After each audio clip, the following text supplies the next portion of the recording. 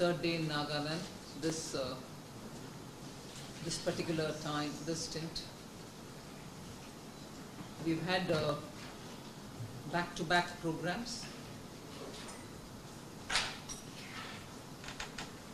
I commend the Chief Minister for having organized a CSR plus investment conclave in Chumukedima.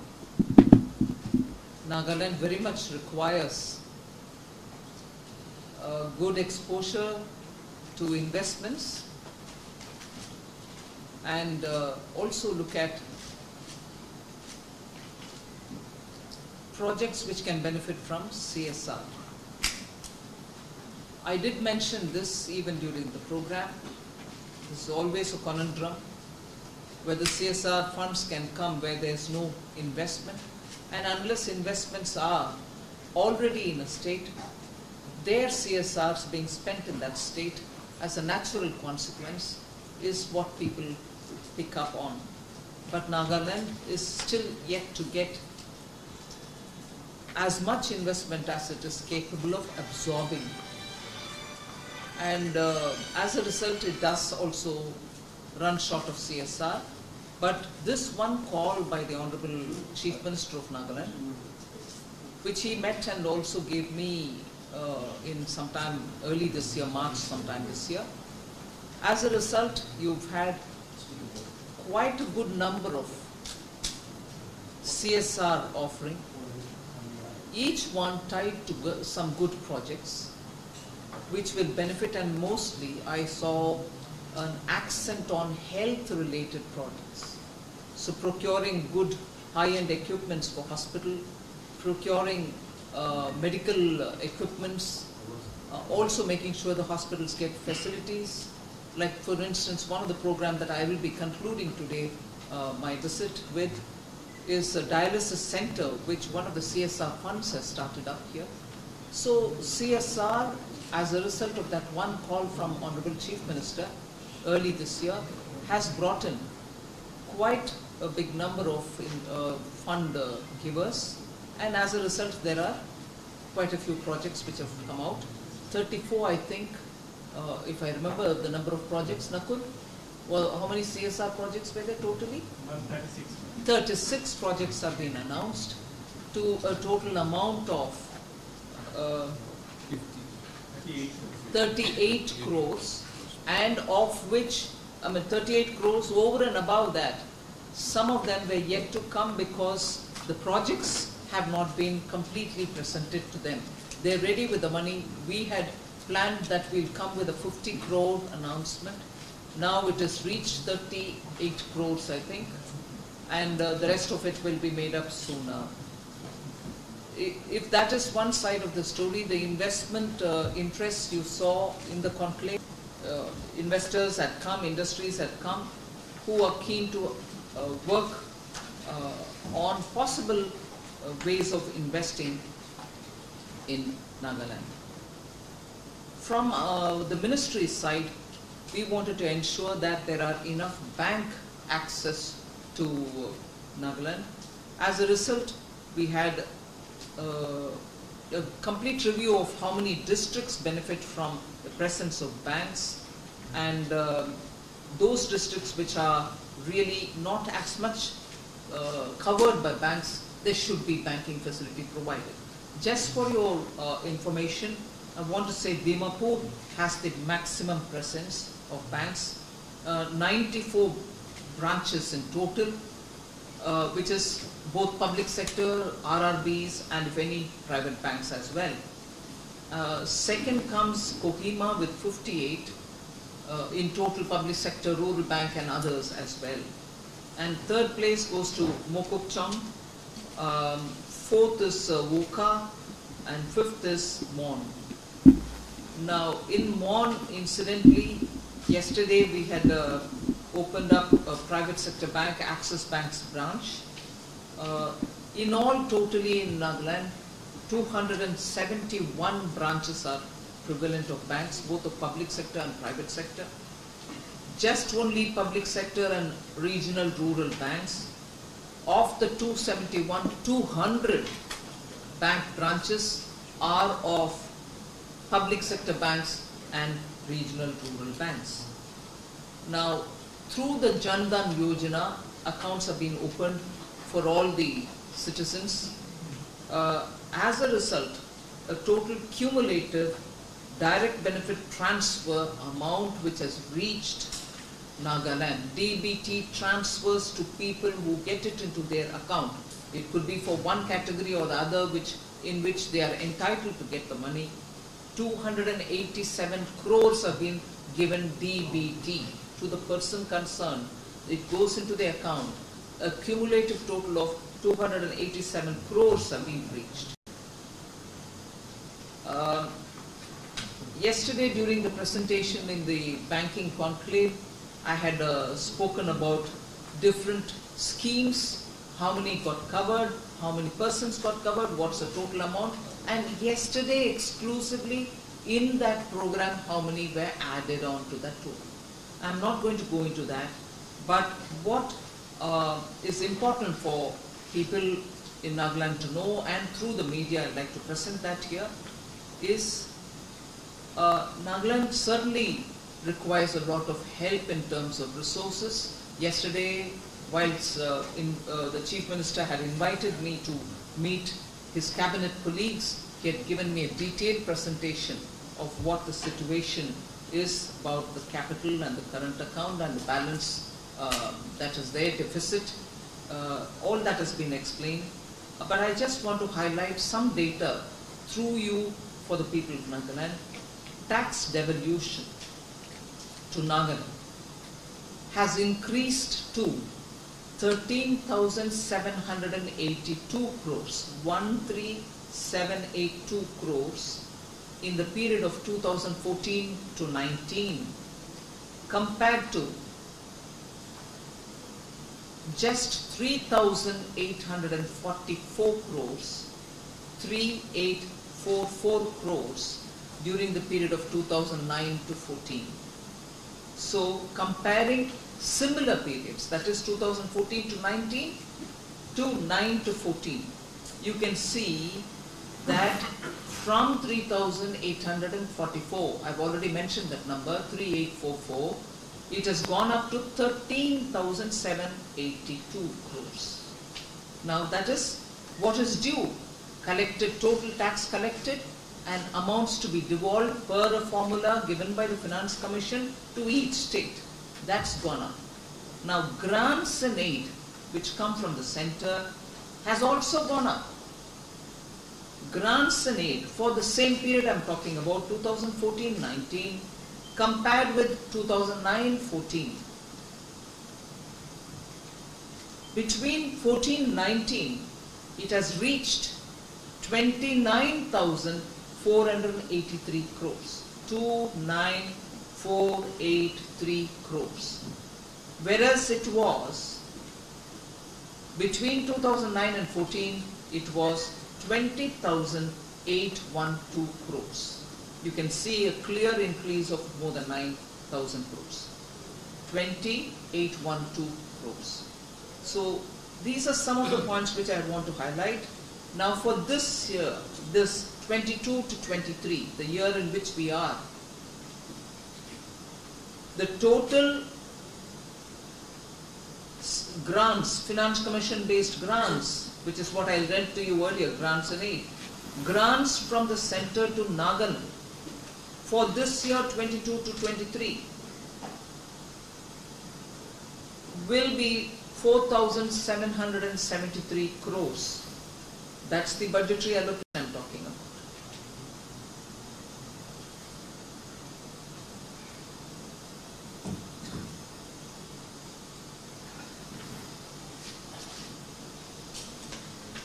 There's always this question about infrastructure, particularly when it comes to Nagaland. Other than the usual infrastructure funds which come to the state, I just want to highlight that during the COVID year, we had extended a special assistance for states for building their infrastructure. That is, therefore, a scheme of special assistance to states for capital expenditure. It was given to all states, particularly for Northeast. We had allocated a total sum. Every state could get their share. That's a very important aspect, and it had helped states during the COVID years, 2020, 2021, and it was extended further to 22. Now 23, we have come up with a total of 1 lakh crore for all states, from which again Nagaland can benefit, and that will be an interest-free 50-year billet, so they can use it for any one major project that they want, or 1 or 2 projects. But I'll highlight a special program which was designed for the Northeast called the PM Divine, which is called PMDEVINE, which is Development of Infrastructure in the Northeast. DEV for development, I for infrastructure, NE for the Northeast. So PM Divine, we made a total allocation initially of 1,500 crores for the entire Northeast. States could bid proposals. They can be greenfield, they can be brownfield. And in that, without going further into the details, I would specifically state that the state of Nagaland may submit capital expenditure project proposals in any sector up to an amount of 1,600 crores to meet any developmental infrastructure requirement. There will be a component of it, about 20% of the component, which will be tied to some reforms. 80% of this amount can be untied. You can take it as it is. The 20% is tied only because we want to make sure, together with these kind of monies which you're receiving, you're also bringing in those reforms which otherwise you find it difficult. So 1 or 2 steps have been given, which I'm sure the state government will consider in the interest of better governance and take it up from there.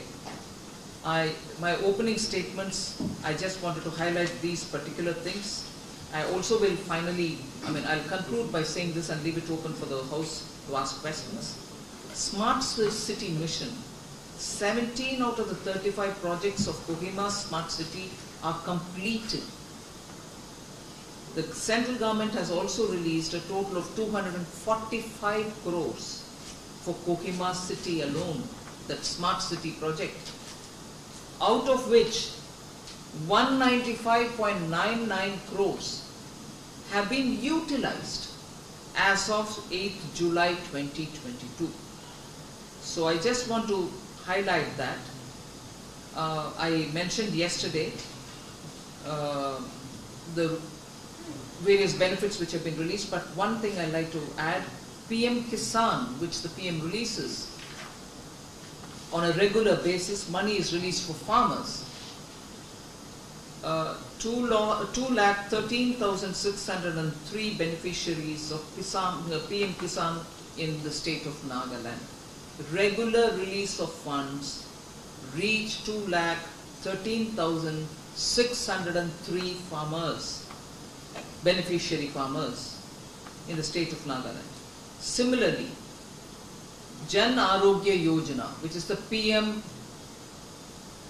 Jan Arogya Yojana, in which up to 5 lakhs a family can benefit.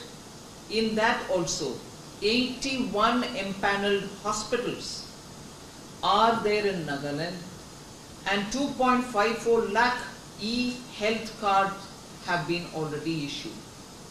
E-health cards are very, very important because the patient can go to the hospital and ask for treatment without showing any more papers or pay cash.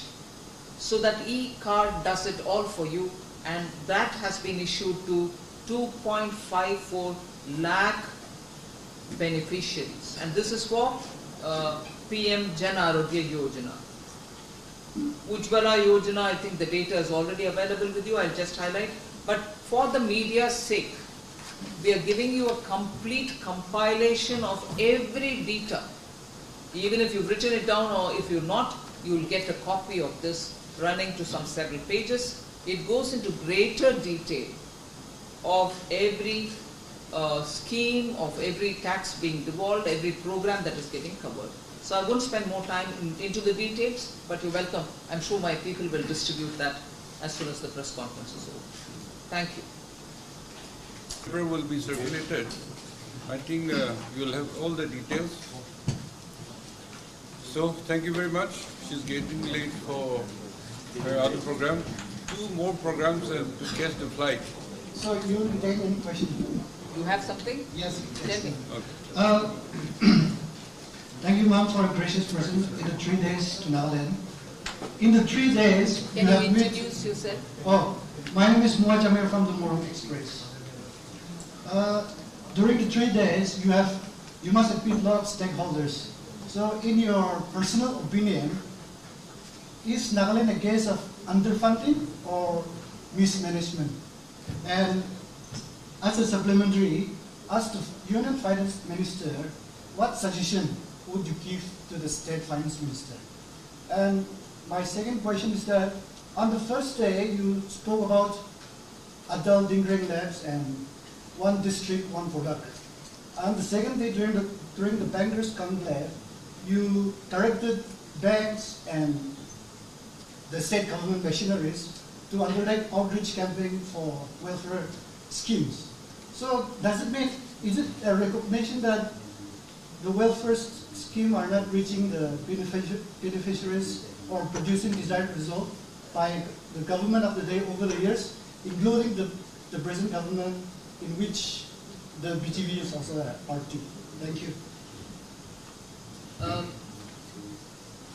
You packed several things into what you call 2 questions, but it turns out 4 questions. Okay. So first thing, for a logistic challenging state, because of its terrain, the nature of the terrain, infrastructure is always a big issue. And infrastructure is never built overnight.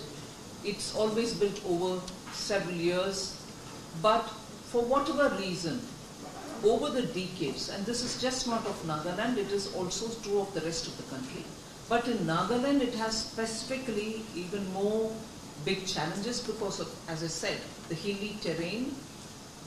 So infrastructure is now really catching up. It's also catching up because of the impetus being given under the PM Gati Shakti. Now, as regards resources, I've read out how much of resources were available for Nagaland, say between 2009 and 14, and how much is now available. And as a result of now increased available resources, you see lots more activity happening in the ground. So infrastructure is ramped up, a lot more facilities are reaching villages. The internet connectivity is also happening in villages. Now, as a result of which, there is a reason now to benefit from aggregation, and that is why the CSR and also looking at further investments.